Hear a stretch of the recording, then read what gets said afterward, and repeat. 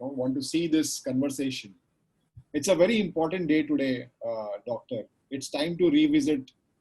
2nd October comes in, and every year it comes in. But this is the moment, these are moments when you reflect and you want to, revisit what Gandhi means.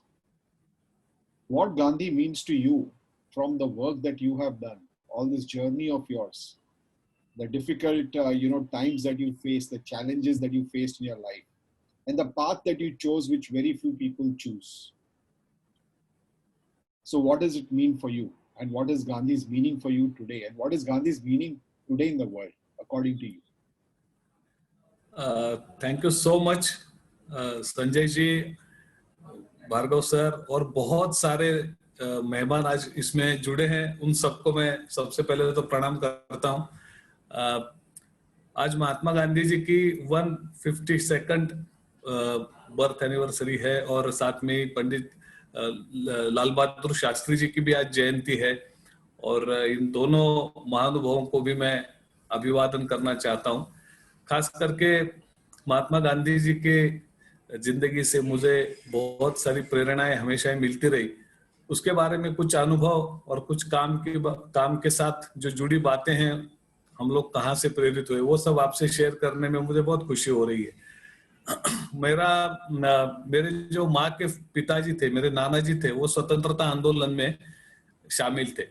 31 में पहली बार उनको jail हुई, फिर 42 में चले जाओ आंदोलन में भी वो शामिल रहे. उसमें भी उन्होंने 1.5 साल यरोड़ा जेल में निकाला, कुछ समय नासिक के जेल में निकाला, और फिर हैदराबाद मुक्ति आंदोलन जो 48 के बाद स्वामी रामानंद तीर्थ के नेतृत्व में हुआ, उसमें भी वो शामिल थे.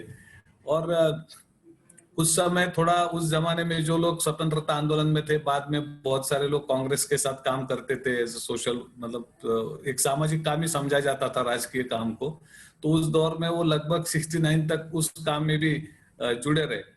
और फिर बचपन से जो मेरा बचपना गया, तो मेरे घर में हमेशा ही वो लोग आते थे जो खादी पहनते थे, एक झोला उनके पास होता था, टूटी चप्पल होती थी, और बड़े मतलब उनकी दाढ़ी बड़ी होती थी. कभी कभी उनके पास मतलब ठीक सा रहना नहीं, उनके आईने की काड़ी टूटी हुई रहती थी. इस प्रकार के लोग मेरे घर में आते थे और बस चाय पी के वो बहुत सारी बातें करते थे. बहुत सारे लोग भूदान में काम करते थे विनोबा जी के साथ.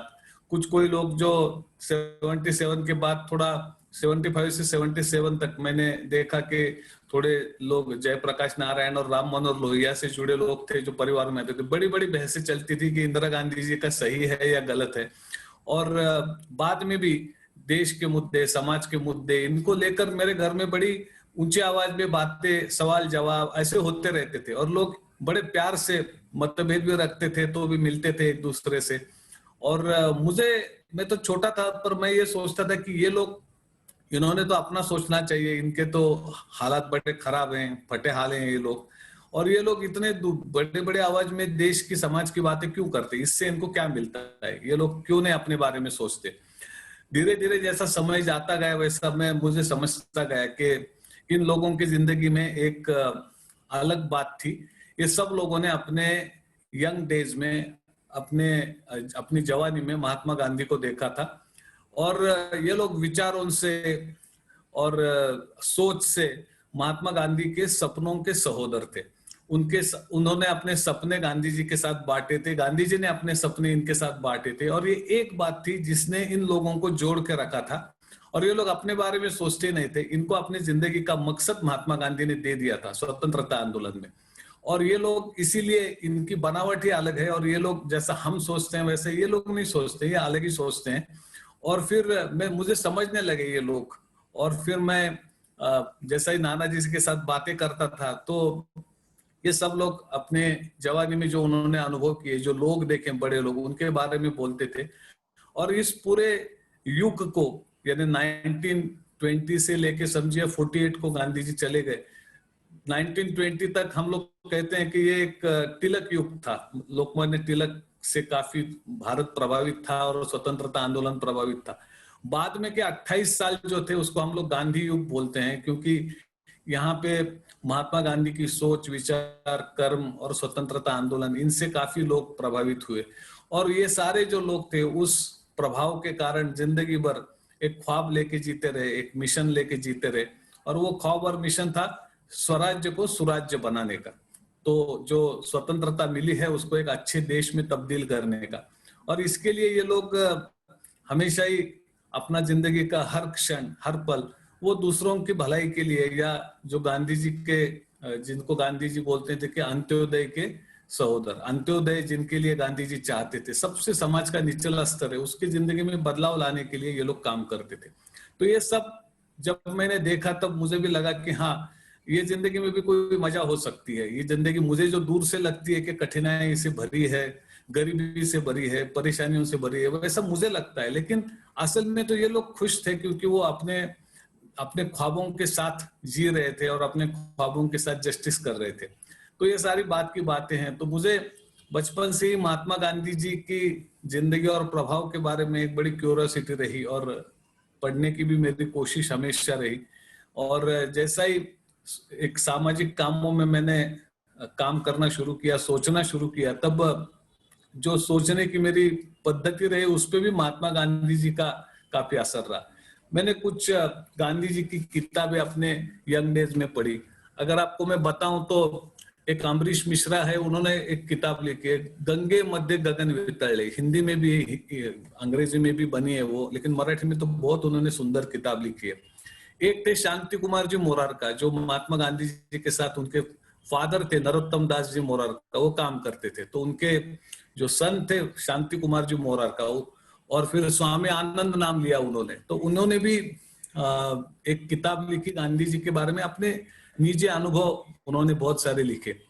एक बहुत अच्छी किताब गांधी जी की लुई फिशर, जो उनके साथ साउथ अफ्रीका में थे, उन्होंने भी गांधी की कहानी, स्टोरी ऑफ महात्मा गांधी नाम की एक बहुत सुंदर किताब लिखी। वो भी मैंने बहुत बार पढ़ी, और आज भी मुझे कभी बोर हुआ तो मैं पढ़ते रहता हूँ। उसका कोई भी पन्ना उठा के आप पढ़ लो, 2 पन्ने, तो आपको एक नई सोच आ जाती है। जब आप सोच के गिरोह में फंस जाते हैं तब। एक आर के प्रभु और यू आर राव ने भी एक गांधी जी के ऊपर बहुत ही सुंदर किताब लिखी, the mind of Mahatma Gandhi. ये भी एक बहुत ही सुंदर किताब थी। और मराठी में बहुत कुछ लोगों ने लिखा, इसमें काका कालेलकर ने महात्मा गांधी के बहुत सारी यादें लिखी, विनोबा ने गांधी जी के बारे में लिखा, नारायण भाई देसाई ने गांधी कथा के तो प्रयोग किए जिंदे, वो भी मैंने बहुत बार अटेंड किए। मैं पुणे जाके या मुंबई जाके भी उसको अटेंड करता था। यानी एक ही प्रयोग था, नारायण भाई देसाई एक ही वो गांधी कथा बोलते थे, लेकिन वो महादेव भाई देसाई के पुत्र थे, जो गांधी जी के स्वीय सचिव रहा करते थे, सेक्रेटरी रहा करते थे। और उन्होंने इतनी पर्सनल नजदीकी से गांधी जी के बारे में कहानियां लिखी थी, और वो बोलते भी बहुत सुंदर थे। अब वो नहीं रहे, 4 साल पहले वो चले गए, लेकिन जिंदगी में इतनी जगह वो जाके 10 दिन का गांधी कथा का प्रयोग करते थे। वो भी मैंने बहुत बार सुना, और हर बार मुझे गांधी जी का एक नया रूप सामने आता गया। एक रामदास भटकर जी हैं मौज प्रकाशन के, उन्होंने एक मोहन माया नाम का किताब लिखा। तो गांधी जी के संपर्क में जितने भी लोग आए, चाहे वो जूइश ओरिजिन वाली मार्गारेट हो, या फिर गांधी जी के साथ जुड़े हुए परचूरे शास्त्री हो, जिसकी वो सेवा करते थे और जिससे संस्कृत सीखते थे, और वो तो कुष्ठ रोग से पीड़ित थे तो वो उनकी सेवा करते थे। इस प्रकार के हर आदमी के बारे में मोहन माया में उन्होंने लिखा है। तो इस प्रकार की जो किताबें हैं आज भी वो मैंने हमेशा पढ़ी, और उससे गांधी जी को समझने की कोशिश की। और ये सब पढ़ना समझना, पढ़ के समझना, सुन के समझना तो एक बात थी, लेकिन जब मैंने काम की शुरुआत की तो काम की शुरुआत में भी हमेशा गांधी जी की सोच और उनके कर्म ये मेरे लिए बहुत मार्गदर्शक रहे। जब मैं सोचता था कि जब मैं रेड लाइट एरिया से जाता था और मुझे दिखता था कि यहाँ पे छोटी उम्र की लड़कियां खड़ी है और मुझे कुछ करना चाहिए, और जब मैं सोचता था कि हाँ यार मुझे कुछ करना, मतलब कुछ तो किसी ने कुछ करना चाहिए, मेरा पहला ये सोच था कि यार किसी ने कुछ तो करना चाहिए। हालात बड़े खराब है कि मैं तो अपने अच्छे खासे परिवार से हूँ, मेरे माँ बाप टीचर है, मेरे को पढ़ाई का साधन मिलता है, मेरे को खाना मिलता है, लेकिन ये लड़कियां यहाँ पे हैं जिनके बारे में कोई सोचता नहीं है, और ये इनका कोई भविष्य नहीं है, और ये बड़े अमानवीय ढंग से उनके साथ व्यवहार हो रहे हैं। तो इस बात से मुझे ऐसा लगता था कि मैं ये किसी को बताऊंगा और कोई तो इस पे काम करेगा। तो मैं बहुत लोगों से ये बोलता था, बहुत लोग बोलते थे हाँ यार ये बहुत ही बुरी हालत है। एक बात थी, जब मैं एक स्पेसिफिक कम्युनिटी में रहने वाले मेरे दोस्त के घर में गया था और मैंने देखा कि उसके परिवार की सारी औरतें प्रोस्टिट्यूशन में हैं और मेल कम्युनिटी बाहर बैठ के पैसे ले रही है, मजा कर रही है। और मैं उसको कह रहा था यार ये बहुत बुरी बात है। वो बोलता था हाँ यार ये, लेकिन ये सदियों से चलता आया है, ये कास्ट प्रोफेशन है हमारा और इसमें किसी को कुछ लगता नहीं है। तो तब मैंने सोचा कि यार इसको तो कुछ करना चाहिए। तो उसने कहा कोई कुछ नहीं कर सकता, हमारी एक जात पंचायत होती है। तो जात पंचायत जो हमारा कोर्ट है, तो हमारा जो भी कुछ होता है वो सब जात पंचायत के थ्रू चलता है। ये बंद भी होगा तब जब जात पंचायत सोचेगी तभी ये बंद होगा। ये अब भारत का संविधान इसको बंद नहीं कर सकता। तो ये देख के मैं तो बहुत दुखी हुआ। मैं और लोगों से बात करता रहा, लेकिन मुझे बाद में गांधी जी का वो एक वाक्य बहुत मुझे याद आया, be the change you wish to see in the world. आप अगर कुछ बदल दुनिया में देखना चाहते हैं तो वो बदल पहले खुद में उतारिए। जो बदल खुद में आप नहीं करेंगे वो बदल दुनिया में आप बदलाव नहीं देख पाएंगे। आप दुनिया को बदलने की बात सोच रहे हैं, चलो पहले खुद से तो शुरुआत करो, खुद से तो बदलो। तो मैंने फिर मेरे समझ में आई बात कि ये जो मुझे लगता है कि मेरे को ये समझा है और मैं बताऊंगा और कोई और काम करेगा, ये कोई और काम नहीं करेगा, ये मुझे खुद को ही काम करना है। ये अगर मुझे लगता है ये बदलना चाहिए तो मेरे को खुद को काम करना चाहिए। तो फिर मैंने सोचा यार ये ऐसा है कि मैं सिर्फ अभी बताऊंगा नहीं, मैं खुद काम करूंगा, क्योंकि जब तक मैं नहीं करूंगा कोई नहीं करेगा। मुझे लगता है मुझे करना चाहिए। तो तब से मुझे लगता है कि महात्मा गांधी जी ने मेरा हाथ पकड़ लिया, या उल्टा समझिए मैंने गांधी जी का हाथ पकड़ लिया। क्योंकि एक जब बात कहीं आगे नहीं जाती है तब आपको कहीं ना कहीं गांधी जी के जीवन की जो सीख है वो आपको आगे ले जाती है। वैसा फिर मैंने शुरुआत की। जब ये काम शुरू हुआ तब पहले से एक पहले प्रश्न था कि कुछ छोटा सा काम शुरू हुआ था और मुझे लगता था कि मैं संस्था बनाऊंगा, मैं जगह ढूंढूंगा, मैं कुछ ना कुछ काम मतलब इंस्टीट्यूशन बना के फिर लोगों को वहां ले जाऊंगा। और ये जब कब बनेगा मुझे मालूम नहीं था। मेरे आमने सामने प्रश्न खड़े हो गए, बच्चे थे, महिलाएं थी, बहुत बुरे हालत में थे और मैं सोच रहा था यार मैं संस्था बना के उधर उन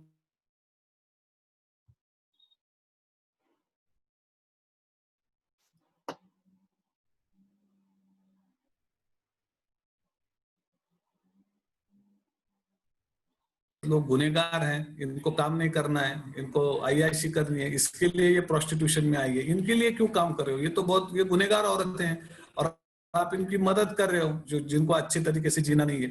अब जो लोग ऐसा बोलते थे उनको सच्चाई के बारे में वो अवगत नहीं थे, क्योंकि जो औरतें इस प्रोस्टिट्यूशन में आती हैं उनमें से 80% औरतें 18 साल से कम उम्र में यहाँ पे लाई जाती है। उनको बहुत समझने से पहले ही 18 साल से पहले ही उनके पास 2 या 3 बच्चे हो जाते हैं, या कभी कभी HIV एड्स भी हो जाता है उनको उससे पहले ही। तो ये इनकी जिंदगी होती है, गुलाम की जिंदगी होती है, अपनी जिंदगी पे इनका कोई अधिकार नहीं होता। अगर सोशली देखें तो ज्यादातर जो इकोनॉमिकली बैकवर्ड एरियाज हैं वहां से ये आती हैं, या फिर सोशली आप कहेंगे तो दलित, नोमैडिक ट्राइब, इस प्रकार की जो कम्युनिटीज हैं, जो पिछड़ी कम्युनिटीज हैं, इनमें से ज्यादातर इन औरतों को लाया जाता है और इनका अपने जीवन पे कोई अधिकार नहीं होता। ये सारा जो देह व्यापार है इसको ऑर्गेनाइज क्रिमिनल गैंग्स ऑपरेट करती हैं और इसमें एक बार फंस गया कि फंस गया, इसमें से निकलने का कोई रास्ता नहीं है। ये अभिमन्यु की चक्रव्यूह जैसा है, इसमें सिर्फ अंदर जाने का रास्ता है, इससे बाहर निकलने का कोई रास्ता दिखता ही नहीं है। तो ये एक अपनी सामाजिक व्यवस्था से कारण भी होता है, क्योंकि कुछ कास्ट और कम्युनिटीज को ये कास्ट प्रोफेशन बना दिया गया है। भारत में, पूरे भारत में अलग अलग स्टेट में अलग अलग नाम से इनको जाना जाता है, लेकिन सब जगह कोई ना कोई कास्ट के ऊपर ये थोपा गया है कि ये लड़कियां और औरतें प्रोस्टिट्यूशन के लिए और कला केंद्र में डांस करने के लिए, रूरल एरियाज में लोगों के मन रिझाने के लिए इन्होंने ये काम करना है। तो ये इस प्रकार से जुड़ी बातें थी, ये मैं जानता था, ये लोग नहीं जानते थे। तो लोग बोलते थे इनके लिए क्यों काम करना है, और मैं हमेशा सोचता था कि इसमें क्या जवाब दूं मैं। तो इसमें गांधी जी की जो पूरी सोच विचारधारा है वो मेरे काम में है। गांधी जी हमेशा अंत्योदय में विश्वास रखते थे। जो समाज का सबसे निचला स्तर है उसको हमेशा सबसे ज्यादा, सबसे पहले और सबसे अच्छी मदद मिलनी चाहिए। एक समाज में सोच होती है, बहुत सारे लोग मतलब अच्छी सोच वाले होते हैं, पर एक सोच होती है कि कौन सी चीज दान करनी है, तो जो हमको नहीं चाहिए, जो अपने को सब स्टैंडर्ड लगती है, नहीं हम लोग इस्तेमाल करेंगे, वो लोग दे देते हैं। पर गांधी जी हमेशा ये बोलते थे, the best for the last. तो यही स्नेहालय के काम का एक मोटिव बना। और मैं हमेशा सोचता रहा कि अगर आज गांधी जी आएंगे तो कहाँ रहेंगे। जब स्वतंत्रता मिल रही थी तब गांधी जी दिल्ली में थे और वो मेहतरों की कॉलोनी में रहने के लिए चले गए। हम जानते हैं कि मेहतर लोग या जो लोग पूरे समाज का शीट अपने सर पे उठाते थे सालों साल, तो उनको हमारे सामाजिक व्यवस्था में सबसे निचला स्तर दिया गया था, मतलब सबसे घटिया स्तर दिया गया था उनको, जबकि वो काम कोई नहीं करता। और लोग ऐसा मानते थे कि हाँ ये उनका काम ही है ना, अपना सारे समाज का शीट अपने सर पे उठाना इनका काम ही है, क्योंकि इनके कास्ट का वो प्रोफेशन है।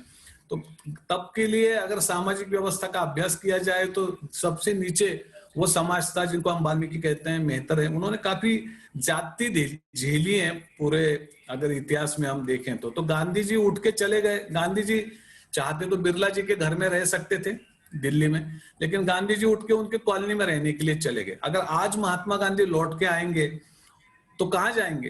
तो यकीनन Mahatma Gandhi red light area में जाके औरतों के साथ ही अपना दुख दर्द बांटेंगे और उनका दुख दर्द बांट लेंगे, क्योंकि अंत्यज वही है, जो सबसे निचले लोग हैं वो वही हैं। एक गुलाम की जिंदगी जीने वाले, एक अनटचेबल की जिंदगी जीने वाले, कोई भी खुद में बदलाव की जो कोशिशें हैं वो सारी नाकाम हो जाती है, कोई सपोर्ट नहीं मिलता। आज भी 90% वीमेन इन प्रोस्टिट्यूशन है, उनके बच्चे, उनके पास अपने कास्ट का कोई सर्टिफिकेट नहीं है। अगर आप किसी भी जात के लोगों को जाके पूछे भारत में कि भैया सुना है कि आपके कास्ट के लोग कुछ प्रोस्टिट्यूशन में, लोग बोलते हैं नहीं भैया, जो प्रोस्टिट्यूशन में होता है हमारे कास्ट का हो ही नहीं सकता, डिसोन कर देते हैं सारी जात धर्म मजहब के लोग इनको। तो ये कहीं के नहीं है, इनका कोई मतलब इनका कोई वजूद ही नहीं है इन लोगों का। ये लोग सिर्फ गुलाम है, ये सिर्फ इंसान है, इनका कोई वजूद नहीं है। तो इसके लिए ये गांधी जी आते तो आज की तारीख में वही रहेंगे जैसे वो मेहतरों की कॉलोनी में पहले रहते थे। तो ये भी एक मेरा सोच था, मेरे मन में मैं जानता था कि ये अंत्योदय का अगर बात हम लोग सोचते हैं तो गांधी जी यही काम करेंगे, यही आएंगे। तो इस काम की मैंने शुरुआत की। जब काम की शुरुआत की तब एक सोच थी कि किन किन लोगों को साथ में जोड़ा जाए। तो एक बात थी कि गांधी जी के पूरे जीवन में अगर देखेंगे उन्होंने समाज के हर तबके को अपने साथ जोड़ा। दूसरी बड़ी बात थी कि गांधी युग में, अगर हम तिलक युग की बात करेंगे तो सारे male dominated Indian freedom movement था, सारे पुरुष थे। अगर उस 1920 के पहले अगर देखेंगे तो गांधी जी ने जो बड़ा बदलाव लाया वो बदलाव ये था कि महिलाएं, औरतें बहुत बड़ी संख्या में स्वतंत्रता आंदोलन में और सामाजिक आंदोलनों में भी गांधी जी ने जोड़ी। तो पहली बार घर का दरवाजा खोल के महिलाएं आई थी आगे देश और समाज के में उनका विकास में उनका योगदान देने के लिए, उनकी हिस्सेदारी करने के लिए। तो उन्होंने एक बात कही थी कि कोई भी सामाजिक काम या कोई भी परिवर्तन का काम महिलाओं के बिना अधूरा है। अगर महिलाएं नहीं है तो उस काम की कोई अहमियत ही नहीं है, कोई इम्पैक्ट नहीं करेगा वो काम। तो ये सब जब काम शुरू हुआ था तब महिलाओं के साथ ये करने की पूरी सोच थी। और हर कदम पर हम ये सोचते थे कि अगर मेल की जगह महिला मिलती है तो महिला को ही आगे लेंगे। तो लाइफ मेंबर्स में भी पहले से महिलाएं ज्यादा रही। और एक बात और थी कि जिनके लिए काम करते हैं उनको इस काम को सौंपना चाहिए। अब गांधी जी की न्यायालय के ट्रस्ट में, लाइफ मेंबर्स में ज्यादातर सारी महिलाएं हैं और इन सब में जब संचालन करते हैं तभी महिलाओं की ज्यादा सुनी जाती है, क्योंकि जहां महिलाएं हैं वही सामाजिक परिवर्तन का और बदलाव का काम ढंग से होगा, अगर उनको छोड़ के ये काम नहीं होगा। अभी जब बात करते हैं आज 48 घंटे से अगर आप भारत को देखेंगे, क्या क्या भारत का मुद्दा है, तो भारत का मुद्दा है महिलाओं पे सामूहिक बलात्कार। हम हाथरस की घटना देख सकते हैं, बलरामपुर की बात कर सकते हैं। 32 से ज्यादा केसेस हैं जहां अभी गैंगरेप, अभी वो एक लहरी आ जाती है। जैसे अभी गैंगरेप की बात हो रही है तो लहरी आ जाएगी, रोज आपको वही बातें दिखेगी, अगले एक आध महीने तक आप देख सकते हैं। लेकिन ये कितना भयानक चित्र है कि एक तरफ 70 साल हो गए आजादी को और संविधान को भी 1950s में ये संविधान को हमने लागू किया, 71 साल हो गए अभी, लेकिन और महिलाओं समान अधिकार दिए हुए हैं और सारी व्यवस्थाएं अपनी जगह पे ढंग से हैं संवैधानिक दृष्टि से देखे तो। लेकिन फिर भी अगर नॉर्थ में बहुत जगह जाएंगे तो शाम को 6 के बाद, अंधेरा पड़ने के बाद आपको एक भी औरत सड़क पे या बाहर नहीं दिखेगी, अपने घर में दिखेगी, या काम में, बिजनेस में, सब जगह पे औरतों का जो परसेंटेज है बहुत कम है। और अभी तो हम ये देखते हैं कि सिर्फ औरतें हैं इसके लिए भी अत्याचार नहीं होते, वो किसी जात धर्म से जुड़ी है इसके लिए भी उनके साथ गैंग रेप जैसे गैर व्यवहार किए जाते हैं। आज सुबह ही मैं पढ़ रहा था गांधी जी का जो नए तालीम का मुद्दा था, उसके बारे में मैं बताना चाहूंगा कि तो महिलाओं के अत्याचारों के साथ तो हम लोग हमेशा आवाज उठाते रहे और काम करते रहे। जब स्कूल की बात आई तब हमेशा हमने ये सोचा कि ऐसी शिक्षा कोई काम की नहीं जो सिर्फ डिग्री देगी। तो गांधी जी हमेशा नई तालीम की वकालत करते थे। आज भी वर्धा में एक सुषमा शर्मा जी है, नई तालीम का स्कूल चलाती है, हम लोग उनसे भी काफी कॉन्टैक्ट में रहते हैं और सीखते रहते हैं, क्योंकि वो भी काफी एक्सपेरिमेंट आज भी करती रहती है। जब आजादी मिली तब भारत में 50 लाख से ज्यादा बच्चे नई तालीम वाले स्कूल में पढ़ते थे। तो उसमें क्या था मुद्दा कि आपके आसपास में जो उत्पादन की प्रक्रिया होती है उसके साथ पढ़ाई को, शिक्षा को जोड़ना। तो जो बच्चा 10वीं में जाएगा, 7वीं पढ़ेगा, तो 7वीं वाले बच्चे को कोई ना कोई उत्पादन की क्षमता, कुछ कुछ पैसे कमाने का हुनर उसमें आना चाहिए। दूसरी बात तो ये थी कि मातृभाषा में शिक्षण, क्योंकि आज एकदम सब आधा अधूरा है, ना तो इसको अंग्रेजी बोल सकते हैं ठीक से, ना अपनी मातृभाषा ठीक से समझ सकते हैं। तो समझने का जो प्रोसेस होता है, तो गांधी जी और विनोबा दोनों ये बोलते थे कि कम से कम प्राइमरी एजुकेशन तो मातृभाषा में मिलना ही चाहिए, क्योंकि तभी सोचने की क्षमताएं मजबूत होगी। और दूसरा तो इसके साथ रोजगार को जोड़ना चाहिए। तो हमने हमेशा ही वो किया, पहले खेती करते थे स्नेहालय का जब प्रोजेक्ट बना तब, और ये था कि रोज 2 घंटा आपको काम करना है। फिर स्वावलंबन का बहुत महत्व था, अपना सारा काम खुद करो। जो छोटे बच्चे हैं वो छोड़ के अगर 10 साल के ऊपर वाले जितने भी लोग हैं, पहले से स्नेहालय में अपनी थाली अपने हाथ से धोनी है, चाहे गेस्ट हो, चाहे बच्चे हो, चाहे बेनिफिशियरीज हो। और सबका टर्न बाय टर्न रहेगा, जिसमें आपको खाना पकाने से लेके हर काम में सहयोग देना पड़ेगा। ये जो व्यवस्था है कि ये काम औरतों के हैं, ये काम लड़कियों के हैं, ये काम लड़कों ने नहीं करने हैं, तो इसके गांधी जी भी खिलाफ थे। तो चाहे संडास की सफाई हो, टॉयलेट्स का क्लीनलीनेस हो, गार्डनिंग का काम हो, सारे कामों में सबको अपना हाथ बटाना चाहिए। ये एक बहुत ही महत्व का बात थी, और वो हमने की। जब संघर्ष करने की भी बातें बहुत आई, जब हम तो जानते हैं महात्मा गांधी जी की सोच के बारे में तो बहुत कुछ लोग बोलते हैं और बोला भी जा सकता है, जैसे सत्य है, अहिंसा है, अपरिग्रह है, आस्तेय है, कंसेप्ट ऑफ ट्रस्टीशिप है, ब्रह्मचर्य है, अस्वाद है, या अभयता है, या फिर अस्पृश्यता निवारण के बारे में एक सर्वधर्म समभाव की भावधारा है। गांधी जी तो यहाँ तक बोलते थे कि अगर हिंदू धर्म अस्पृश्यता मान रहा है तो मैं कोई भी धर्म को मानने को तैयार नहीं हूं। तो अस्पृश्यता इंसानियत का कलंक है, उसको मिटा देना चाहिए। तो गांधी जी के तो बहुत सारे विचार हैं जिसके बारे में बहुत कुछ बोला जा सकता है। मैं तो उन बातों के बारे में बोल रहा हूँ जिनको मैंने प्रैक्टिस में लाया। तो जब ये महिलाओं के अत्याचारों की बात आई, तब प्रॉब्लम ये था कि हम सब छोटे छोटे बच्चे थे, हमारे कोई बहुत बड़ी पहुंच नहीं थी। फिर भी औरतें बोल रही थी कि देखिए, अगर कोई कस्टमर हमको 20 रुपया देता है तो उसके 10 रुपए तो ब्रॉथल कीपर ले लेता है, बचे हुए 10 रुपए में पुलिस आके 5 रुपए ले जाती है, 2-3 रुपए बच्चे संभालने वालों को देना पड़ता है, या दल्ले लोग ले जाते हैं। तो हमारे पास तो 2 रुपए नहीं बचते, तो हम लोग अपना मतलब पेट भी नहीं भर सकते, अपने बच्चों का भी नहीं भर सकते। तो इतना भयानक शोषण होने के बाद भी किसी आदमी का पेट भी नहीं भरे, किसी को पेट भर खाना भी नहीं मिले, तो ये बड़ी भयानक व्यवस्था थी। तो इसके खिलाफ कहीं ना कहीं बगावत करनी थी। पर क्या करें, कैसे करें? एक तो कानून देश के बहुत अच्छे हैं, लेकिन कोई सारे कानून अलमारी में पड़े हैं। पुलिस, और इसमें अगर आप देखेंगे तो आज भी किसी भी पुलिस कांस्टेबल के लिए उसका साहब क्या बोलता है वो कानून है, वो संविधान है उसके लिए। आपका संविधान क्या बोलता है वो उसके लिए कोई बहुत मायने नहीं रखता, उसका सीनियर क्या बोलेगा वही करेगा पुलिस में। तो ये अंग्रेजों के जमाने से जो पुलिस एडमिनिस्ट्रेशन है वो इस तरीके से काम चलता है। तो औरतों के ऊपर इतनी ज्यादा बॉम्बे पुलिस एक्ट की केसेस हुआ करती थी, तो और वो पब्लिक सॉलिसिटिंग की, और जो आईटीपीए जैसे कानून है, इमोरल ट्रैफिकिंग प्रिवेंशन एक्ट, जो बोलते हैं कि ब्रॉथल कीपिंग क्राइम है, प्रोस्टिट्यूशन दूसरे से करवाना क्राइम है, किसी की दूसरे की कमाई खाना क्राइम है, इनके बारे में पुलिस कोई काम ही नहीं करती थी तब।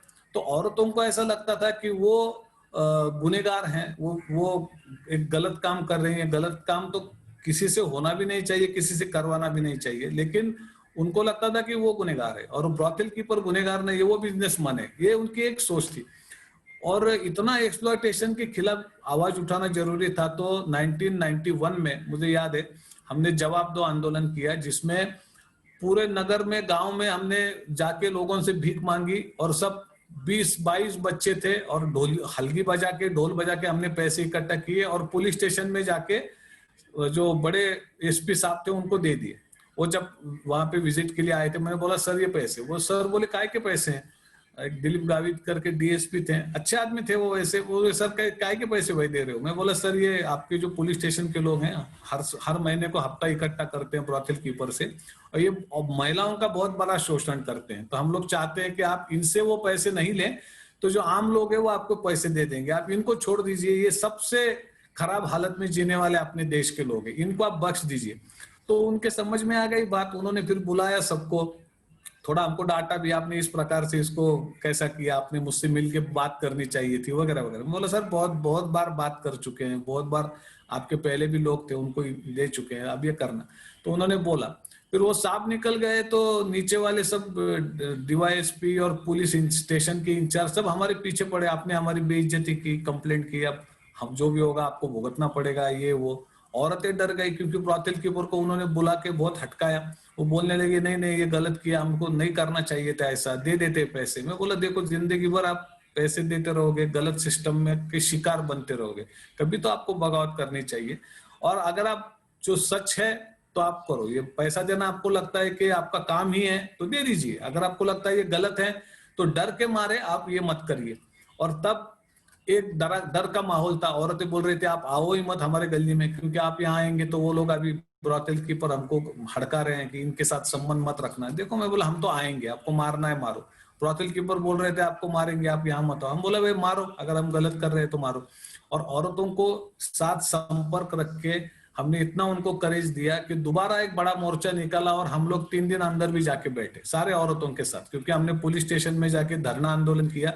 और वो इतना सिस्टम को इतना वो एक तरीके से एरोगेंस लगा, लेकिन हम बहुत नम्रता से अपनी बात कर रहे थे, हमने कभी एरोगेंस नहीं देखा, कभी गलत शब्द हमने नहीं इस्तेमाल किए।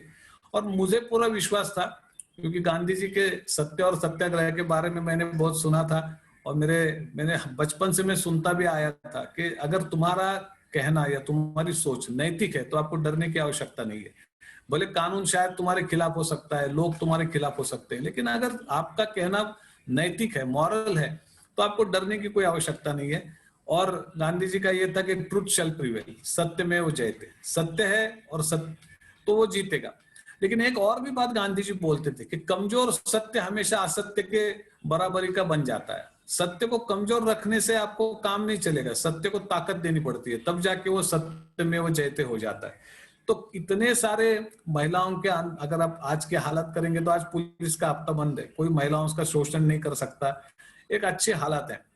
ब्रॉथल कीपिंग का सिस्टम पूरा बदल गया क्योंकि ब्रॉथल कीपर को पता चला कि ब्रॉथल कीपिंग क्राइम है। अभी ब्रॉथल कीपर ने अपनी जगह भाड़े से दे दिया औरतों को, और वो अभी हर कस्टमर में हिस्सेदारी नहीं करते। महीने का जो भाड़ा होता है एज ए ओनर का जो ले लेते हैं, वो रिटर्न एग्रीमेंट कर गए, भाग गए हैं ब्रॉथल कीपर। तो मैं ये कहता हूं कि अगर पिछले 30 साल का हिसाब किताब काम का करेंगे तो गांधी जी के सत्य के और सत्याग्रह के बुनियाद पर जो लड़ाई हमने की, तो आज महिलाएं शोषण से बड़े पैमाने पर मुक्त हुई। और इसमें हम लोगों ने कभी गलत शब्द नहीं इस्तेमाल किए, क्योंकि ये सत्याग्रह में आदमी भी भले गलत हो, गलत काम करने वाले की भी हिंसा नहीं करनी है। उसमें सत्य का मतलब सत्य अगर साध्य है तो अहिंसा उसका साधन है, अहिंसा को छोड़ के आपको ये नहीं करना है। इसके लिए हमने कभी ऐसा काम नहीं किया जिससे कि एक व्यक्तिगत निजी प्रकार की एक दुश्मनी पैदा हो जाए और औरतों के भी मन में हिंसा का भाव पैदा हो जाए। इस प्रकार से भी हमने कभी इसको किया नहीं। स्नेहालय के पूरे काम में फीलिंग ऑफ ट्रस्टीशिप है। आप जानते हैं कि पिछले 30 सालों में स्नेहालय के 6 अध्यक्ष बने हैं, 6 सेक्रेटरी बने हैं और 6 बोर्ड ऑफ मतलब एग्जीक्यूटिव कमिटी मेंबर बने हैं, बॉडीज अलग अलग आई हैं। तो ये जो काम है पूरा, ये सभी लोगों का काम है। ये मैंने शुरू किया है तो मैं इसका ओनर नहीं हूं। आप इतने सारे लोग यहाँ पे इस प्रोग्राम में भी शामिल हैं, इस भार्गव अंकल है, बहुत सारे लोग हैं, सोइनी जी हैं, कितने लोगों का मैं जिक्र कर सकता हूँ। इन लोगों ने बहुत बड़े पैमाने पे मदद की है। जो इसमें शामिल नहीं है, हमारे रमेश कचुलिया हैं, केयरिंग फ्रेंड्स के सारे लोग हैं, संजय जी आप भी हैं, इन सब लोगों ने इतनी सारी मदद की है। तो इन लोगों की जो मदद के कारण हम सब लोग काम कर रहे हैं। तो ये समझना गलत है कि कोई एक आदमी काम करता है। तो इसमें फीलिंग ऑफ ट्रस्टीशिप बहुत महत्व की है। मैं अभी स्नेहालय का कोई मेंबर भी नहीं हूँ। स्नेहालय का मैं एज अ वॉलंटियर काम करते रहता हूँ। अगर आप पूछेंगे स्नेहालय के ऑफिस बेयरर दूसरे लोग हैं। और अच्छी बात यह है कि इस यहाँ काम को महत्व है। यहाँ पद विहीन अधिकार बहुत महत्व के हैं, यानी अथॉरिटी विदाउट पोजीशन न्यायालय में चलती है। अगर आप लोग हमको कहेंगे कुछ काम करना है तो हम आपका सुनेंगे। ये सवाल ही नहीं आता कि आप स्नेहालय के कोई ऑफिस बेयरर है क्या। तो स्नेहालय को चलाने वाले और स्नेहालय को मार्गदर्शन करने वाले वो लोग हैं जो स्नेहालय के कोई नहीं है फॉर्मली या लीगली। तो ये कहां से आई बात? तो ये गांधी जी की बात है। गांधी जी कांग्रेस को चलाते थे। लगभग उन्होंने, जैसा मैंने बताया कि 1920 से लेके 48 तक, अपने आखिरी सांस तक 28 साल उन्होंने कांग्रेस को चलाया। कांग्रेस माने गांधी, गांधी माने कांग्रेस, छापा काटा समझा जाता था एक ही। लेकिन गांधी जी कांग्रेस के पदों में कहीं नहीं थे, ना उनके परिवार के कोई लोग पदों में थे। और उन्होंने यही कहा कि एक लीगेसी तैयार की जिसमें परिवारवाद नहीं था, जिसमें समाज के हर तबके के आदमी को उन्होंने अपने साथ जोड़ा था। ये बहुत महत्व की बात है। जैसा देश है वैसी संस्था होनी चाहिए, वैसा समाज होना चाहिए, वैसा संगठन होना चाहिए। तो स्नेहालय के काम में अगर आप देखेंगे तो सारे जात धर्म मजहब के लोग हैं जो इकट्ठा आके काम करते हैं। इसमें हमेशा गांधी जी का एक और भी था कि बहुत बार लोग हमको पूछते हैं पॉलिटिक्स में आ जाओ। अभी सब लोग एक दूसरे के साथ जुड़ते हैं तो ऐसे कैजुअली भी बोलते हैं। तो कभी 1914 की बात है जब कुछ मित्रों ने अपनी नया पार्टी बनाया था और मुझे बहुत, और हम लोग कुछ ये भ्रष्टाचार विरोधी आंदोलन में कुछ समय के लिए हम लोगों ने अन्ना जी के साथ भी कुछ काम किया। तो बोल रहे थे आप पॉलिटिक्स में आ जाओ, आपको टिकट देते हैं। फिर अभी जो अभी रूलिंग पार्टी है उसके लोग भी पीछे पड़े थे, हम सब के स्नेहालय के सारे लोगों के, आपको टिकट देते हैं, आप पार्टी में आ जाओ। तो मतलब टिकट लेके सीरियसली पीछे पड़े थे कि आप करो। लेकिन तभी बात वापस गांधी जी की आई। ये 1925 की बात है जब नागपुर कारपोरेशन का चुनाव था और विनोबा को गांधी जी ने ऑब्जर्वर के रूप में भेजा था। वहां जाके विनोबा ने जो लोगों के रंग ढंग देख लिए, उन्होंने बापू को आके कहा, बापू मुझे दोबारा जिंदगी में कोई पॉलिटिकल आदमी या पॉलिटिकल पार्टी के काम के लिए मत भेजो, नहीं तो मुझे अपने आश्रम में ही आचार्य का काम दे दो, आपका खाना बनाने का काम दे दो, मुझे ये काम नहीं करने। बोले क्यों नहीं करने? बोले ये सब इतना स्वार्थ से भरा है और इतना अहंकार से भरा है, इन चीजों से कोई बदलाव आएगा और कोई मतलब कोई चीज अच्छी बनेगी इसमें मेरा विश्वास नहीं है। तो गांधी जी ने कहा देखो तुम बोल रहे हो ये एक आधा सच है, लेकिन पूरा सच ये है कि सबके साथ ही पूरा बदलाव आएगा। बड़ा बदलाव सबके साथ, सबको साथ लेने से आएगा। तो मैं तुमको तो नहीं भेजूंगा। और फिर दूसरी बात मेरे समझ में आई, जब भारत को आजादी मिली थी तब गांधी जी ने कहा कि अब ये पार्टी पॉलिटिक्स बंद करो और पावर पॉलिटिक्स भी बंद करो। जिसको भी सचमुच देश के लिए काम करना है उसने अभी लोक सेवक संघ का साथ देना चाहिए। और गांधी जी ने खुद ने पार्टी पॉलिटिक्स छोड़ दिया, वो मेंबर नहीं रहे कांग्रेस के, और उन्होंने लोक सेवक संघ नाम का एक संगठन बनाया जिसके तहत समाज के अलग अलग तबकों के लिए वो काम करना चाहते थे। जैसे ठक्कर बापा जी को उन्होंने कहा कि आप आदिवासियों के लिए काम करो, सरोजिनी नायडू जी को उन्होंने कहा कि महिलाओं के सक्षमीकरण के लिए काम करो। तो समाज के हर तबके के लिए, किसानों के लिए उन्होंने सोच के रखा था, मजदूरों के लिए सोच के रखा था। तो हर तबके के मूलभूत बुनियादी प्रश्नों के साथ काम करने के लिए लोक सेवक संघ देश के स्तर पर काम करेगा, ये गांधी जी का ख्वाब था। और अगर गांधी जी को एक जीवन मिलता, अगर वो नहीं चले जाते, अगर उनका कत्ल नहीं होता, तो शायद लोक सेवक संघ देश के निर्माण का सबसे बड़ा अभिकरण बन सकता था। क्योंकि गांधी जी को मानने वाला हर गरीब आदमी, हर आम आदमी गांधी जी को फॉलो करता था सोच में और विचार में। लेकिन ऐसा हुआ नहीं। लेकिन ये बात थी कि गांधी जी को मानने वाले बहुत सारे लोग बाद में भी पॉलिटिक्स में नहीं गए। जैसे अच्युत पटवर्धन थे, जैसे राव साहेब पटवर्धन थे, इन्होंने पॉलिटिक्स छोड़ दिया। बहुत सारे लोगों ने भूदान में विनोबा जी का साथ देना पसंद किया, क्योंकि उनको ये मालूम था कि बुनियादी सामाजिक बदलाव राजनीति से नहीं आ सकता। अगर आप देखेंगे पिछले 70 साल में संविधान में लिखा है कि जातीयता, धर्मवाद सारे गुनाह है। क्या सही में ये मिट गए? क्या नहीं मिटे। पॉलिटिक्स से ये मिट सकते हैं क्या? पॉलिटिक्स से ये बढ़ रहे हैं अगर आप देखेंगे सही ढंग से। तो हमारी जितनी क्षमताएं हैं, ताकत है, अगर हम लोग ये राजनीति को ये न माने, उसमें जाए नहीं, थोड़ा अंतर रखें और समाज के साथ ही काम करेंगे तो ही बदलाव आएगा। बदलाव छोटा आएगा लेकिन बदलाव धीरे धीरे आएगा, पक्का आएगा। और ये टिकाऊ बदलाव होगा। तो मुझे लगता है कि सामाजिक संगठनों में जब काम करते हैं तब ऐसे मुद्दे आते हैं, अपॉर्चुनिटीज आती हैं, आपको लोग प्रेस करते हैं, पुश करते हैं, ये करो, चलो इधर जाके ये करेंगे। कभी कभी दुविधाएं आ जाती हैं कि हाँ यार ये भी करके देख लेते हैं, ये भी करके देख लेते हैं। लेकिन तब गांधी एक रेकनर होता है जो आपको एक सही रास्ते पे जाने के लिए एक रास्ता दिखाता है। ये सारे कामों में चलते चलते मैं इतना ही कहना चाहूंगा कि महात्मा गांधी के जीवन से बहुत कुछ हमने सीखा है। छोटी छोटी बातें होती हैं। अभी बहुत बार ऐसा होता है कि पर्सनल लाइफ में भी गांधी जी की बहुत सारी चीजें समझ में आ जाती है जो बहुत ही मदद करती हैं। बहुत सारे लोग थे हमारे स्नेहालय में जो कुछ अभी हर प्रकार के लोग आते हैं। अब स्नेहालय जिनके लिए काम करते हैं 90% औरतें कोई ना कोई एडिक्शन करती है, मैं आपको बताऊं। या लोग भी आते हैं, जुड़ते हैं, केसेस लेके आते हैं, वो भी कोई ऐसे नॉर्मल नहीं होते, कोई ना कोई व्यसन करते हैं। अगर हम उनका द्वेष करना शुरू करिए, हमको अपने उसूल बताना शुरू किए कि हमको शराबी लोगों के साथ बिल्कुल बात करना पसंद नहीं आता, हम तंबाकू खाने वालों का काम ही नहीं करते, ऐसे लोगों के लिए हमारे दरवाजे ही बंद है, तब बड़ी मुश्किल हो जाएगी। तब भी गांधी याद आते हैं। गांधी जी के पास हर प्रकार के लोग थे। गांधी जी खुद शाकाहारी थे, कट्टर हिंदू थे, आप जानते हैं। लेकिन गांधी जी के पास साथ में उनके दोस्त थे जो मांसाहार करते थे। उनका उन्होंने द्वेष नहीं किया। उन्होंने अपनी जिंदगी अपने तरीके से जी और दूसरों को अच्छी चीजें बताने का काम किया, लेकिन द्वेष नहीं किया किसी का। और ये मतलब वो विश्वास रखते थे कि सहवास के साथ, प्यार के साथ आदमी में बदलाव हो जाता है। और दूसरा कि कितने किसी भी हाल में वो अपनी सेवा का व्रत कभी छोड़ते नहीं थे। जब शाम का समय हो जाता था 6:30 बजे का और गांधी जी सेवाग्राम में थे, तब परतुरे शास्त्री उनके घर में रहते थे, उनके आश्रम में उनके साथ रहते थे। वो कुष्ठ रोग पीड़ित थे, तो वो गांधी जी को संस्कृत पढ़ाते थे, गांधी जी उनसे संस्कृत सीखते थे और गांधी जी उनके कुष्ठ रोग की सेवा करते थे। जब गांधी जी मतलब अपने सेवा का व्रत, अगर वो किसी को बोल भी सकते थे कि ये सेवा आप करो, वो ऐसा नहीं करते थे, वो खुद करते थे। तो मुझे ऐसा लगता है कि जो स्पर्श की अनुभूति है, सेवा है, जो है सेवा है, मदद देना एक बात है, लेकिन जो असली सेवा की अनुभूति है वो स्पर्श से आती है। तो किसी की घृण मत करो, स्पर्श करो और सेवा करो, इससे वो एक अनुभूति आती है। अगर देखेंगे तो भेदभाव की बात, एक गुजरात यूनिवर्सिटी बना रहे थे गांधी जी, तब उनको कुछ लोगों ने आके कहा ये बड़ी अमाउंट आपको दे देंगे, लेकिन आप एक काम करो कि इसमें जो अस्पृश्य समुदाय के लोग हैं उनके लिए आप कोई जगह मत रखो, ये सिर्फ किसी एक समुदाय के लिए बनाओ। गांधी जी ने कहा कि मुझे मदद नहीं चाहिए, ये नहीं बनेगा तो चलेगा या देर से बनेगा तो चलेगा, लेकिन मैं गलत चीजों के साथ काम करना नहीं चाहता।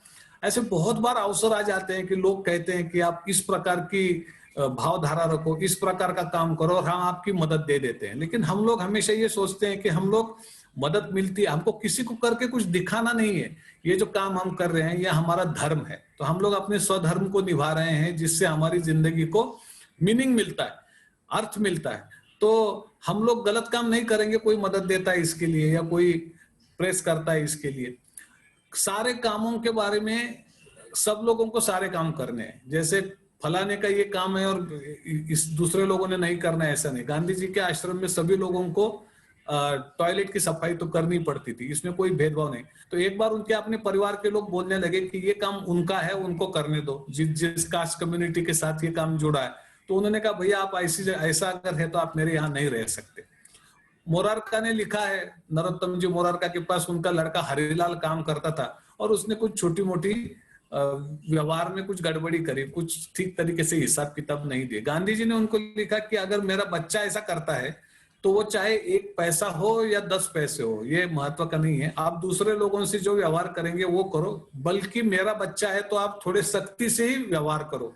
ऐसा मत करो कि उनको बख्श देंगे और छोड़ देंगे, आप वही व्यवहार करो और मेरे पे ये रहम करो कि उनके लिए आप कोई भेदभाव मत करो। तो इस प्रकार से होता है, अगर हम अपनी बात भी करते हैं तो हम अपने लिए बहुत नरम हो जाते हैं। बहुत बार उसूल सबके लिए एक जैसे होते हैं, संस्था में सबके लिए एक जैसे उसूल होते हैं, सबके लिए नियम एक जैसे होते हैं, क्योंकि अगर इस प्रकार का भाव नहीं रखेंगे तो संस्था में वो थोड़े स्पेशल फेवर वाली बातें भी आ जाती है। तो ये चीजें सारी है। बहुत सारी गांधी जी की बातें हैं, गांधी जी के जीवन की बातें हैं, हर जगह पे पल पल गांधी जी याद आते हैं। और ऐसा लगता है कि पिछले साल हमने एक साइकिल यात्रा निकाली थी जिसमें हम लोगों ने 1000 किलोमीटर साइकिल चलाई, 200 लोग थे। और पिछले साल मतलब गांधी जी के भी जन्म जो 150वीं इसकी जो थी जन्मगांठ उसकी, उसका मतलब उसका समारोह होने वाला था, और विनोबा की 125वीं जयंती थी, तब उसका समारोह होने वाला था। और दूसरे फिर औचित्य भी थे, जैसे तिलक की भी स्मृति शताब्दी थी, और डॉक्टर बाबा साहेब आम्बेडकर के कालाराम सत्याग्रह की भी 9वीं थी। तो आप जानते हैं कि कालाराम मंदिर सत्याग्रह एक बड़ा सत्याग्रह हुआ था, जिसमें अस्पृश्यों को मंदिर में प्रवेश करने के अधिकार के लिए उन्होंने बहुत बड़ी लड़ाई करी थी। तो इन सारे औचित्यों को हमने जोड़ा। और कस्तूरबा का तो मतलब लोगों को, महात्मा जी इतने बड़े, मतलब इतना बड़ा पेड़ था कि उसके नीचे वो कस्तूरबा को लोग उतना याद नहीं रखते। उनका भी अपना एक स्वतंत्र अस्तित्व था, और उनका भी अपना एक स्वतंत्र योगदान है भारतीय स्वतंत्रता आंदोलन के लिए और महिलाओं के सक्षमीकरण के लिए। तो एक साइकिल यात्रा हमने निकाली, और हमने क्या किया कि 200 लड़के जिनको कुछ समाज के लिए अलग सा काम करना है, उनको साथ में जोड़ के लिया। सारी संस्थाओं में गए जहां गांधी विचार से काम हो रहा है, विनोबा के विचार से काम हो रहा है। शुरुआत विनोबा के आश्रम से की, गागोदे से। गागोदे में उनका जन्म हुआ था, कोकण में। और उसका जो समारोह है वो नागपुर में, वर्धा में किया, सेवाग्राम आश्रम में। तो महाराष्ट्र के जो सारे 4 जियोग्राफिकल पार्ट है महाराष्ट्र के, कोकण, पश्चिम महाराष्ट्र, मराठवाड़ा और विदर्भ, तो सब जगह हम लोग गए। कहाँ रहे हम लोग? जिन्होंने आत्महत्या की उन किसानों के घरों में रहे, रेड लाइट एरियाज में जाके रहे, अलग अलग संस्थाओं में रहे, मंदिरों में रहे, मस्जिदों में रहे, और झोपड़पट्टियों में रहे, और लोगों के साथ रिश्ता जोड़ने की कोशिश की। बहुत सारे भजन गाए। रोज रात को हमने गांधी जी के जीवन के बारे में लोगों को बोलते थे, बुलाते थे, और कोई एक विषय सबके सामने रखते थे। तो ऐसी ये साइकिल यात्रा बड़ी सफल हुई। आने के बाद बहुत सारे लोगों ने अलग तरीके से काम शुरू किया, और इसमें लड़कियां थी बहुत संख्या में, औरतें थी, ये भी बहुत बड़ी बात है। तो इस प्रकार से हम लोग गांधी जी के विचारों का जागरण करते हैं। अभी मिशन राहत बना है, जिसमें आप सब लोगों ने सहयोग दिया। तो जो स्ट्रैंडेड लेबरर्स थे कोविड के बाद, उनके लिए भी बहुत सारे राहत के काम हमने किए। तो दूसरा तो अभी कोविड का हॉस्पिटल हम लोग, अभी पहले HIV का हॉस्पिटल चला रहे थे। तो HIV का क्या था, रिश्ता वापस कुष्ठ रोग से था। जैसे कुष्ठ रोगियों को कोई हाथ नहीं लगाता था, तो गांधी जी ने उस काम की शुरुआत की। फिर बाद में शिवाजीराव पटवर्धन, बाबा आमटे, इन्होंने, उनका ही एक कार्य था, उसको बड़े पैमाने पे किया। तो वैसा ही HIV के बारे में भी अनटचेबिलिटी थी। अगर गांधी जी आते तो क्या करते? तो 90s में वो तो HIV के लोगों के साथ ही काम करते। तो हमने HIV के साथ भी काम किया। जैसे प्रोस्टिट्यूशन या रेड लाइट एरिया में जाके रहते, गांधी जी आते तो वैसा ये गांधी जी क्या करते, ये सोचते, वो हमेशा अंत्योदय के बारे में सोचते, जो सबसे नीचे है, सबसे पीड़ित है, उसकी सेवा वो करते। तो उस प्रकार से HIV का हॉस्पिटल बनाया। अभी कोविड का 50 बेड का हॉस्पिटल है, और मैं आपको बहुत खुशी से बताना चाहूंगा कि वो भी गांधी विचारों पे आधारित है, क्योंकि वहां पे आयुर्वेदिक सेवा, निसर्ग उपचार वाले सबको हमने जोड़ा है। और सिर्फ रेमडेसिविर की कॉस्ट लेते हैं। रेमडेसिविर मिलता है 2800 रुपए को आज की तारीख में, 6 डोज आपको लगते हैं। तो आप पकड़िए कि एक 16-17 हजार रुपए में पेशेंट की मतलब जो पूरा न्यूमोनेटिक पेशेंट है, न्यूमोनिया से भर गया, उसकी ट्रीटमेंट 17 हजार रुपए में होती है, और एक्स्ट्रा सिर्फ 1000 रुपए। और ये पैसे भी अगर नहीं है तो उसके लिए स्पॉन्सर देख के भी सेवा करते हैं। लेकिन सेवा नहीं मिल रही है, दवाई नहीं मिल रही, इसके लिए हम लोग किसी को मरने नहीं देते। हालांकि संख्या बहुत बड़ी है, लेकिन जो हमारे पास आते हैं लोग, हम जिनके पास पहुंचते हैं, उनके लिए हम लोग सेवा करते हैं। फिर एक एसिम्प्टोमेटिक पेशेंट के लिए भी बड़ा वार्ड निकाला है, क्योंकि जहां जहां अनटचेबिलिटी आ जाती है, डर आ जाता है, वहां वहां गांधी आता है और आपको हाथ पकड़ के आपको बेडर कर देता है, या आपको सेवा का एक मार्ग दिखाता है। तो मुझे लगता है कि कदम कदम पर गांधी जी रोज मिलते हैं, साथ लेके चलते हैं, और हमेशा सदियों तक चलते रहेंगे। तो ये एक रिश्ता गांधी जी के साथ पूरे स्नेहालय परिवार का हमेशा रहा है, और ये शेयर करने का अवसर आज की तारीख में आपने सबने मुझे दिया। संजय जी, खास करके आपका और आपकी टीम का और आपके हीरोज ऑफ इंडिया इनिशिएटिव का मैं बहुत बहुत धन्यवाद कहना चाहूंगा। बहुत बहुत धन्यवाद, थैंक यू सो मच। अपना कीमती समय देके इतने सारे लोग इसमें शामिल हैं, मैं आप सबका बहुत बहुत धन्यवाद व्यक्त करता हूं। Thank you so much.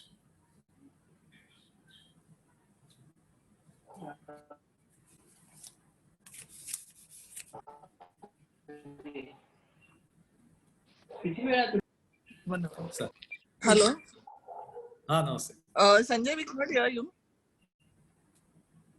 Okay. So Girish ji, thank you so much. आपने इतना सब कुछ बताया। जब मैं कह रहा था ना, जैसे जब चालू किया कि मैं ट्रांसफॉर्म हो जाता हूँ। ये जो कन्वर्सेशंस जो हो रहे हैं, this is my spiritual journey. आपने आज जितना जो हमारे साथ शेयर किया, ये गांधी को समझने का जो तरीका है कि गांधी जी को देखकर मैं डिसीजन क्या लूं, अगर वो होते तो वो क्या करते इस मौके पर। That is a very good way you have shown us that that he can be with us and we can walk with him every day in our life by keeping him in front of us. So I think I appreciate you a lot. There are 2 or 3 questions that I wanted, people have asked, which I wanted to ask you. Somebody has said that never knew that prostitution is so much linked to casteism. I think most people don't even know about this. कि casteism और prostitution का link है जो आपने कहा.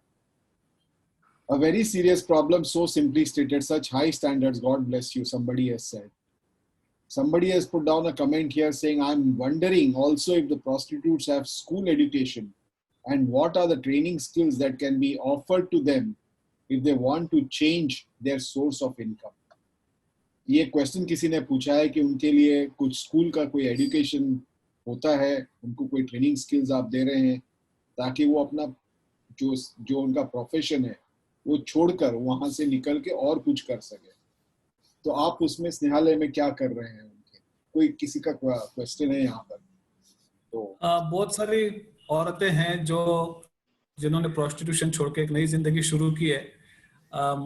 लेकिन अगर आप परसेंटेज वाइज मुझे पूछेंगे तो 100 में से 10 औरतों का ही बारे में कुछ बदलाव का काम हुआ है। अभी भी बहुत सारा बड़ा तबका बगैर बदलाव का ही है।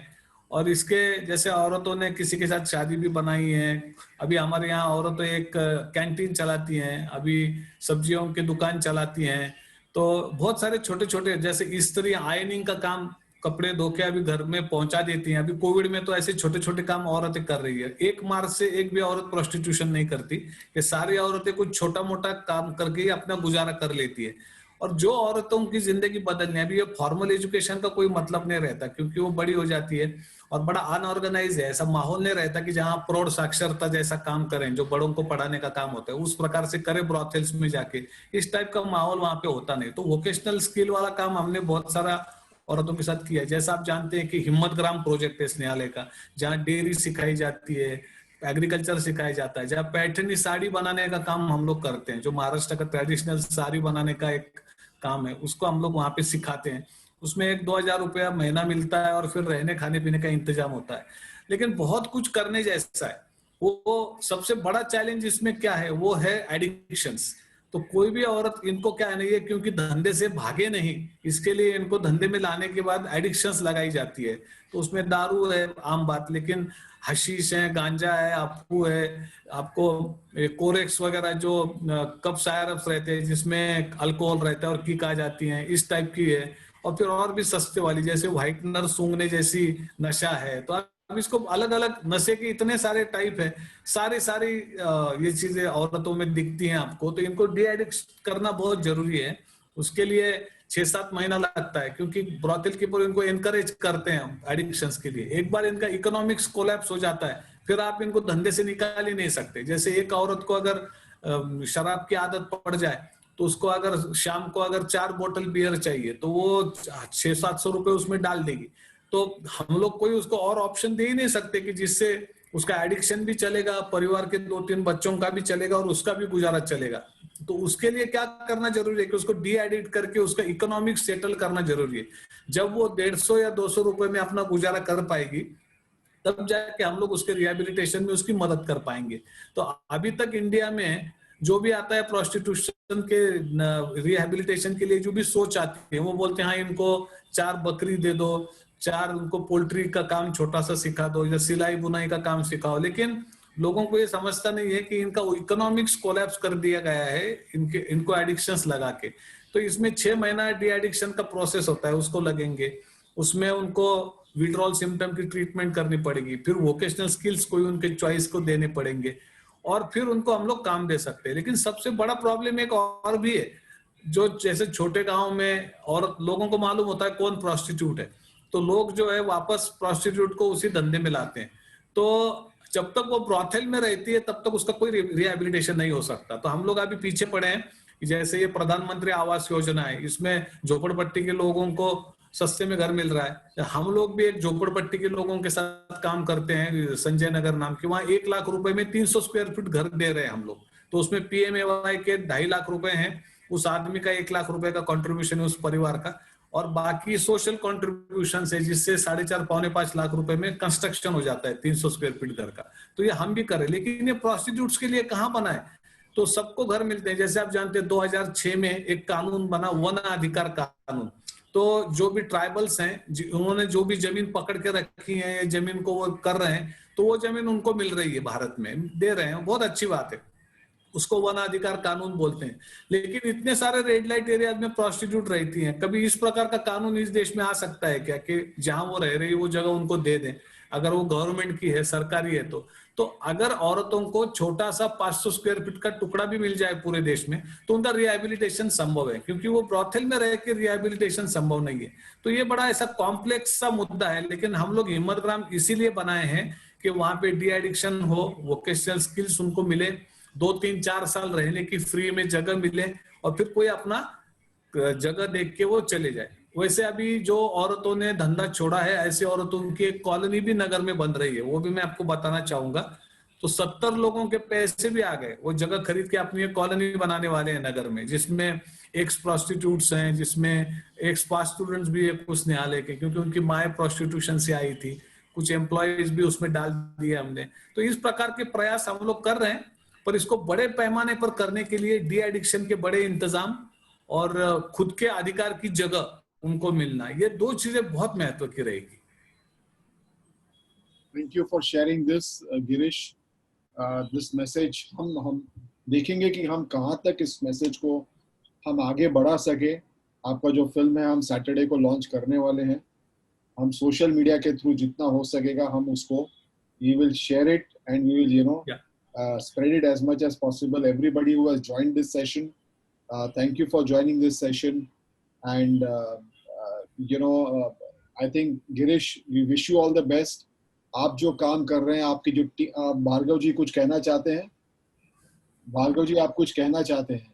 हाँ नहीं, आप खत्म करिए, उसके बाद मैं जस्ट 1 मिनट बोलूंगा मैं बस। नहीं, आप बोल दीजिए, आप बोलिए।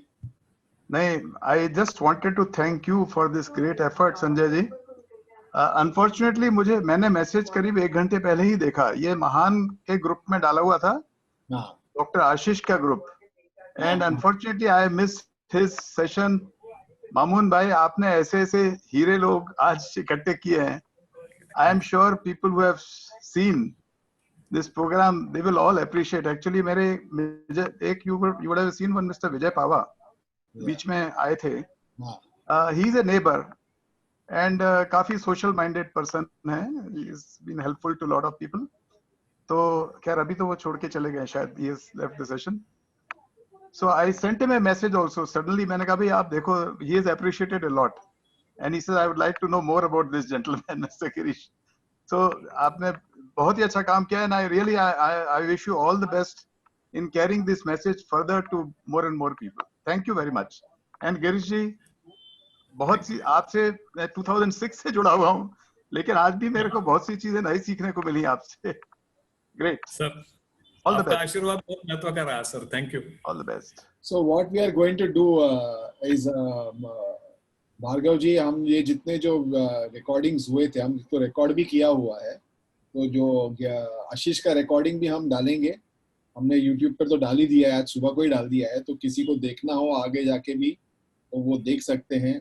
आशीष का भी बहुत ही अच्छा सेशन था, बहुत ही कुछ सीखने को मिला मुझे। तो हर एक जो मैं 1-1 घंटा निकाला है बैठा हूँ, इतना कुछ सीखने को मिला कि मुझे लगता है कि मेरी जिंदगी आज एक दिन में बहुत ट्रांसफॉर्म। तो मैं जो बोलता हूँ ना, जैसे गिरीश बोलता है, मैं उनको बच्चों को चेंज करने गया था और मेरी जिंदगी चेंज हो गई। मैं बोलता हूँ, मैं इन लोगों के साथ मैं जब वक्त गुजारता हूँ तो मेरी जिंदगी इसमें चेंज हो जाती है। तो I really I think this is a spiritual journey.